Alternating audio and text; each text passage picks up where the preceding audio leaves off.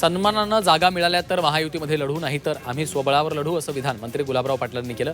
महापालिका निवडणुकीच्या जागा वाटपावर त्यांनी ही प्रतिक्रिया दिली आहे. दरम्यान वरिष्ठ नेत्यांशी आम्ही चर्चा करू, असंही त्यांनी म्हटलेलं आहे.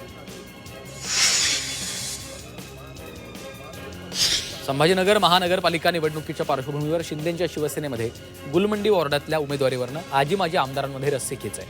शिंदेच्या शिवसेनेचे आमदार प्रदीप जयस्वाल आणि माजी आमदार किशनचंद तनवानी यांनी आपल्या मुलांसाठी गुलमंडी वॉर्डातनं उमेदवारांची मागणी केली आहे.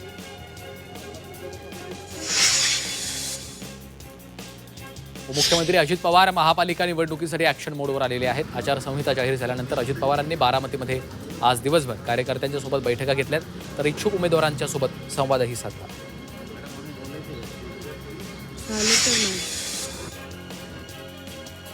छत्रपती संभाजीनगर महापालिकेत आचारसंहिता लागण्याच्या काही तास आधीच 22 अधिकाऱ्यांची पदोन्नती झाली.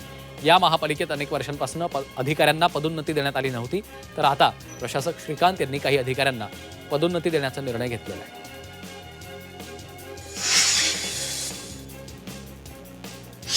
नागपुरात भाजपने इच्छुकांच्या मुलाखती सुरू केल्यात. महापालिकेच्या 151 जागांसाठी भाजपकडनं 1400 इच्छुक उमेदवार आहेत. यावेळी युवा चेहऱ्यांना संधी देणार असल्याचं भाजपनं सांगितलं आहे.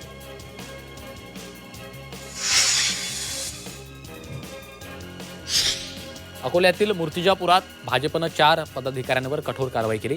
संबंधित पदाधिकाऱ्यांची 6 वर्षांच्या कालावधीसाठी पक्षातनं हकालपट्टी केली आहे. नगर परिषद निवडणुकीत भाजपच्या उमेदवारांविरोधात प्रचार तसंच पक्षविरोधी कारवाई केल्याचा ठपका ठेवत कारवाई केली. तपोवन परिसरामध्ये प्रस्तावित असलेले MIC सेंटरची निविदा अखेर रद्द करण्यात आली आहे. पर्यावरणप्रेमींनी ही निविदा रद्द करण्याची मागणी केली होती. मंत्री गिरीश महाजनांच्या आदेशानंतर निविदा रद्द केली आहे.